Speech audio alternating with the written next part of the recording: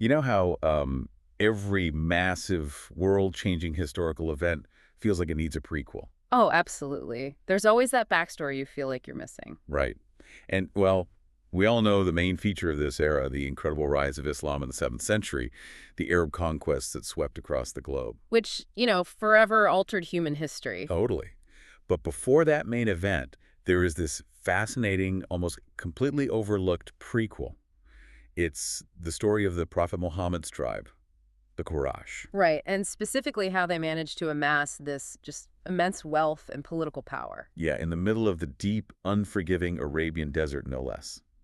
So, welcome to today's deep dive, where we are going to explore the actual mechanics of exactly how they built that foundation. It's a genuine historical puzzle, honestly. When you look at the geography of the Hijaz in Western Arabia and, the resources the Quraysh actually had at their disposal. It just doesn't add up. Exactly. Their sudden rise to immense wealth does not immediately make sense. The environment is notoriously harsh, and the traditional explanations for their wealth kind of fall apart under scrutiny. Yeah, because for a long time, the dominant narrative was this very romanticized, almost like Hollywood version of how they got so rich. The whole exotic merchants of the desert trope. Right. The classic Orientalist myth painted the Meccans as dealing in frankincense, myrrh, silks, and rare spices. But today's deep dive is anchored in this really comprehensive academic paper by historian Patricia Crone, and she completely dismantles that myth. She really does. She points out that the actual Islamic historical tradition makes zero claims that the Quraysh were selling exotic luxuries to the ancient world's elite. Zero. The reality presented in the texts is, well, it's far less glamorous. Very much so. The primary exports were heavy, everyday pastoralist goods. We were talking about raw animal hides, roughly tanned leather, woolen clothing, and clarified butter. Yeah, the historical texts are remarkably consistent on this point.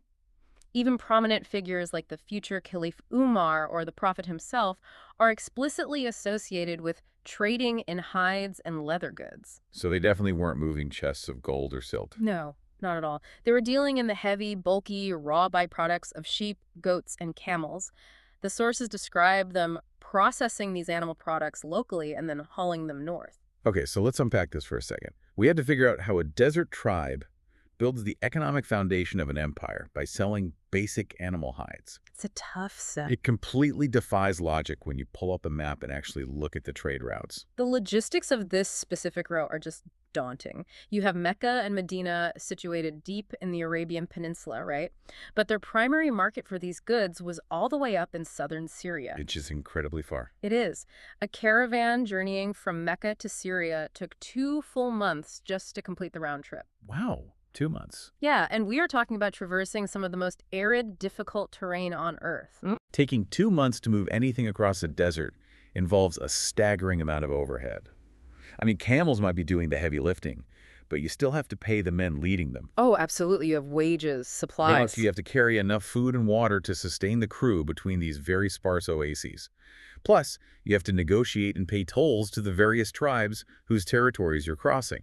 Just to ensure your caravan isn't raided along the way, the overhead costs to pull that off were astronomical, which makes the choice of cargo cheap everyday hides and butter seem incredibly counterintuitive. Right. And there's a modern economic theory mentioned in the sources by a scholar named Gene Heck, who attempts to explain this. He suggests it was just, standard free market supply and demand. Right, the comparative advantage argument. Exactly. He uses an analogy suggesting it is similar to how a state like Wisconsin, which produces plenty of its own dairy, might still import specialty cheese from Michigan. Or how someone in New York might buy a suit tailored in Hong Kong just because of consumer preference. Yeah, he argues the Meccans simply found a niche market. But that analogy feels entirely anachronistic to me. I mean, we were not talking about a world with refrigerated trucks or standardized shipping containers. No. Projecting modern industrial capitalism onto the ancient world rarely works out, especially here because Syria is a region that is already bordered by its own vast deserts. Right. Deserts that are populated by local pastoralists and nomads who also herd sheep and goats. So Syria had plenty of its own leather. So taking 2 months to carry basic, heavy leather and butter from deep in the Arabian desert to a place that already produces the exact same goods makes zero economic sense. It really doesn't. It is the textbook definition of carrying coals to Newcastle. For a Syrian merchant or consumer, Paying the massive markup required to make a 2-month caravan journey profitable for the Meccans would be absurd. Yeah, normal civilian demand could never support that supply chain. For the Quraysh to not just survive but become incredibly wealthy from this trade, there had to be an artificially massive demand. An almost bottomless demand. Exactly.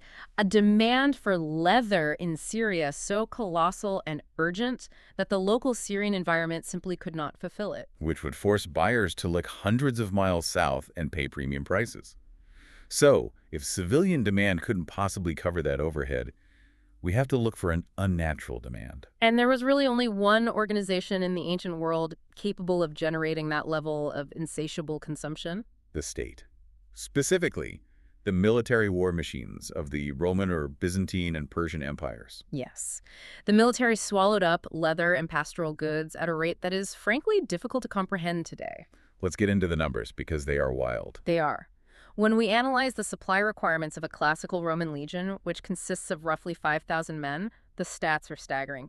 Just to manufacture the tents for one legion's campaign, they required the hides of approximately 65,700 goats. Wait, hold on. 65,700 goats? Just for the tents of a single legion. Just the tents. That doesn't include anything else. It is so hard to wrap your head around that scale. I mean, when we think of Roman soldiers, pop culture has trained us to picture shiny metal armor, red plumes on the helmets, iron swords. Right, the classic gladiator look. Yeah, but we should really be picturing them wrapped head to toe in animal skins. Patricia Crone quotes another historian who puts it perfectly, saying, "Leather was the plastic of the age." That is such a great way to frame it, because they needed it for virtually every aspect of military life. Beyond the tents, they needed leather covers to prevent their wooden shields from shattering upon impact. Which is crucial in battle. Absolutely. They also needed it for scabbards, saddles, harnesses for the cavalry, and heavy boots for marching over rough terrain. Not to mention water skins, wine skins, belts, pouches. They even stretched raw, untreated hides over the wooden gates of their forts to prevent them from catching fire during sieges. Oh, wow, I didn't know that. Yeah, the Roman war machine was basically a leather-consuming engine. What I found fascinating in the sources is how the Roman military economy actually functioned. Because it wasn't a centralized system where the emperor just, shipped crates of boots from the capital to the front line. Right, it was much more localized. By the 6th century, the soldiers were often given cash allowances, known as donatives, to purchase their own gear. And that decentralized nature of Roman logistics is a crucial piece of this puzzle.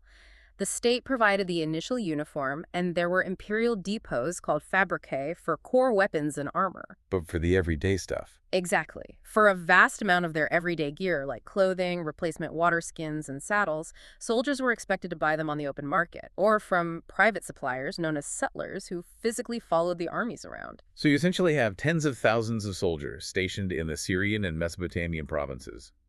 They are a highly concentrated demographic, flush with cash from their military pay. And they are constantly wearing out their equipment. Right. They are desperate for highly specific, durable gear, and they have the silver to pay for it. Which perfectly explains the immense demand we were talking about earlier. But, okay, if the Romans are stationed in Syria, and Syria has its own goats and pastoralists, we still have to figure out why they were buying from Mecca. That's the million-dollar question. Why did the Roman military economy have to bypass the local Syrian peasants and look hundreds of miles south into the Arabian desert to get their hands on enough leather? To understand that, we have to look at the geopolitical situation on the Syrian frontier. Starting around the 3rd century and really escalating into the 6th century, the Roman and Persian empires were locked in these devastating conflicts. Brutal, endless wars. Exactly. These were the two superpowers of late antiquity, and their primary battleground was the Syrian and Mesopotamian desert. The scale of these conflicts was immense. How big are we talking? We're talking about armies ranging from 150,000 to sometimes 450,000 men clashing in this region over decades. And warfare of that scale functions as a double-edged sword when it comes to the local economy. On one hand, the wars drastically increased the demand for leather. Because every time an army marches, equipment breaks. Right. Tents are burned in raids, water skins rot in the sun, saddles wear out, shields are hacked to pieces. The demand skyrockets because the troops have to constantly replace destroyed gear just to stay functional. But on the other hand, the constant maneuvering of these massive armies systematically devastated the local Syrian supply. How so? Well, when an imperial army passed through a region, they essentially squeezed the local environment dry. They heavily requisitioned food, seized local herds for meat and hides without paying fair market rates, and just trampled agricultural land. So they were basically destroying their own supply base. Pretty much. The constant state of warfare caused severe depopulation. Farmers and herders fled the frontier zones, agriculture declined, and the local Syrian economy was essentially ruined by the very armies it was supposed to support. Meaning the local Syrian supply chain couldn't regenerate fast enough to meet the demand. And just as that agrarian collapse is compounding, the entire region gets hit with the ultimate knockout punch in 541 AD. Oh, yes. The Justinian plague. One of the deadliest pandemics in human history ravages the Byzantine side of the frontier. And it didn't just sweep through once, right? No, it came in waves, decimating the urban centers and the agricultural tax base over and over. So you have a local Syrian population that is being slaughtered by war, starved by military requisitioning, and decimated by plague. They simply lack the manpower to herd enough goats, tan enough leather, and keep the Roman war machine moving. This creates a massive void in the supply chain, and this is exactly where the geographical isolation of the Quraysh becomes their greatest asset. Because they were so far away. Right.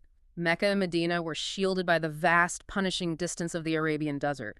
Roman and Persian armies were not marching their massive columns through the Hijaz. And because their population was spread out across desert settlements and nomadic routes, they were largely protected from the dense population plagues that wiped out the Syrian cities. They were the ultimate untouched supply chain. The Quraysh stepped into an economic vacuum where the demand for their everyday pastoralist goods was suddenly infinite. Because there was no local competition left in Syria to undercut them.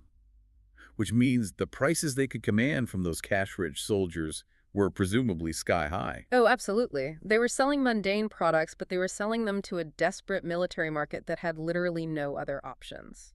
Now, if this theory holds up, if the Quraysh were essentially acting as military contractors for the Byzantine army, we should be able to see structural evidence of that in the Islamic historical tradition. And we do. The sources provide some incredible clues that point exactly to this dynamic. There's a famous story in the Islamic tradition about Muhammad's great-grandfather, a man named Hashim. Right. He is credited as the foundational figure who organized the Meccan trade. Exactly. The historical accounts state that he traveled to Syria and managed to secure a massive trade agreement, a safe conduct pact called an ilaf. And he got this directly from Byzantine Caesar or local authorities, right? Yes, and the detail of how Hashim initiates this negotiation is just a great piece of historical color. I love this part.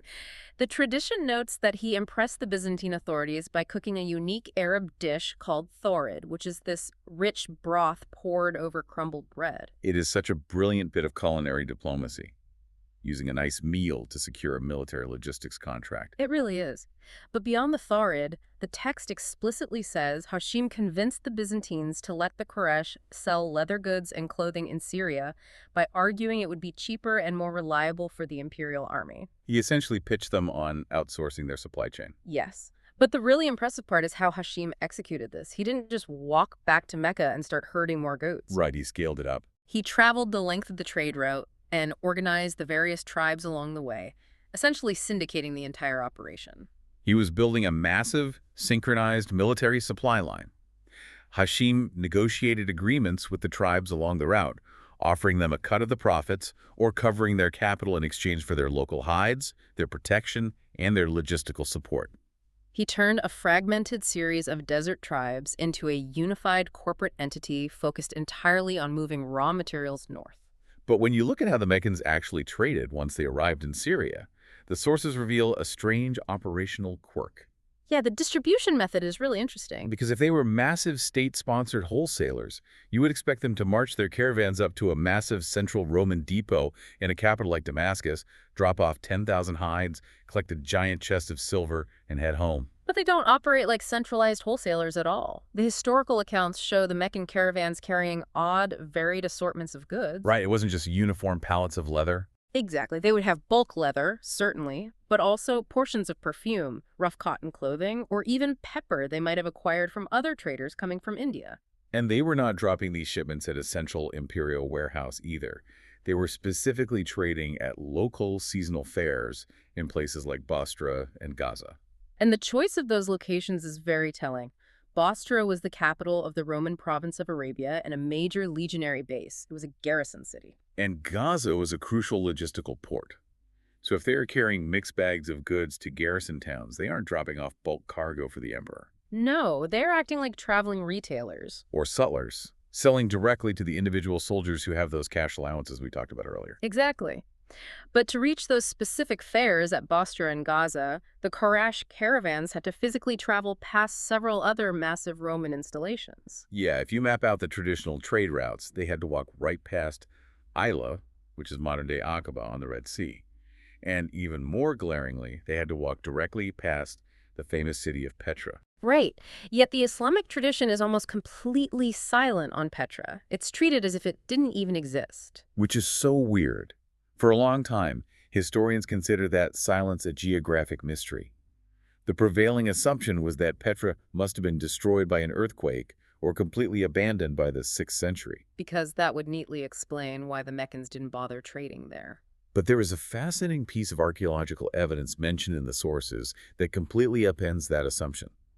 Archaeologists recently discovered a cache of carbonized papyri in Petra. The Petra papyri, yes. And when scholars finally deciphered them, the documents proved that Petra was actually a thriving military and administrative center right up until the early 7th century. It was heavily populated with Roman soldiers, tax collectors, and bureaucrats during the exact window of time the Quraysh were making their fortunes. So, as someone diving into this, you really have to ask, why would the Meccans completely ignore a massive, wealthy Roman city right on their doorstep? That omission is actually the key to understanding their whole business model. It strongly implies the Quraysh were highly targeted, agile retailers. Because of the taxes, right? Exactly. Petra was a major administrative center, which means it was likely heavily regulated, with strict imperial toll stations and tax collectors waiting to take a cut of any trade. By avoiding Petra, the Meccans were actively bypassing the centralized bureaucracy. They were taking obscure desert tracks to bypass the taxman and going straight to the frontline garrisons at Bostra, where the troops were actively stationed and desperate for gear. They were reading the battlefield economics in real time. They were constantly adapting their routes to match exactly where the demand was spiking and bypassing everything else. They functioned as independent military contractors. They read the shifting tides of the Roman-Persian wars and supplied the localized needs of the troops right there on the ground. So what does this all mean for our understanding of the era? When we zoom out and look at the aggregate data, the Quraysh did not get rich by lazily selling frankincense and exotic perfumes to soft, wealthy aristocrats in the capital. No, that is just a comforting myth. The historical reality is much grittier and honestly much more impressive. They built their immense wealth, their sophisticated logistical networks, and their political power by feeding the endless grinding war machine of the Roman and Persian empires. They were the premier quartermasters of late antiquity. And that leads to the ultimate historical irony of this entire deep dive. Oh, the irony here is just unbelievable. By systematically outsourcing their military logistics to the deep Arabian periphery, the Byzantine and Persian empires were essentially pumping massive amounts of wealth, political leverage, and organizational experience directly into the desert. They were inadvertently funding, training, and unifying the very Arab tribes that would, within a few generations, unite under the banner of Islam and conquer them both. Exactly. Because they had been supplying the Roman army for decades, the Quraysh possessed unparalleled military intelligence. They knew the exact sizes of the Roman legions. They knew the desert routes, the locations of the vulnerable forts, the fragile supply lines, and the specific combat styles of the imperial troops. They also knew that the empires were financially exhausted. They were hollowed out from within by plague and endless warfare. Because they had been the ones selling them the bandages, the tents, and the boots at a premium for decades. The empires provided the Arabs with the exact blueprints needed to dismantle them. The empires effectively financed their own demise, one goat hide at a time. It's just an incredible story. Thank you so much for joining us on this deep dive. It completely recontextualizes how we view the foundation of that era of history. It really does. It changes everything. And we want to leave you with a final lingering question to mull over. If the monumental rise of Islam and the seemingly miraculous Arab conquests were actually built on a hidden foundation of military intelligence and wealth, gathered through generations of selling mundane tents and boots to Roman soldiers. It makes you wonder. Exactly. How many other great ideological or religious shifts in world history were secretly financed by the completely unglamorous logistics of a forgotten war? It definitely makes you wonder what other prequels are out there waiting to be discovered.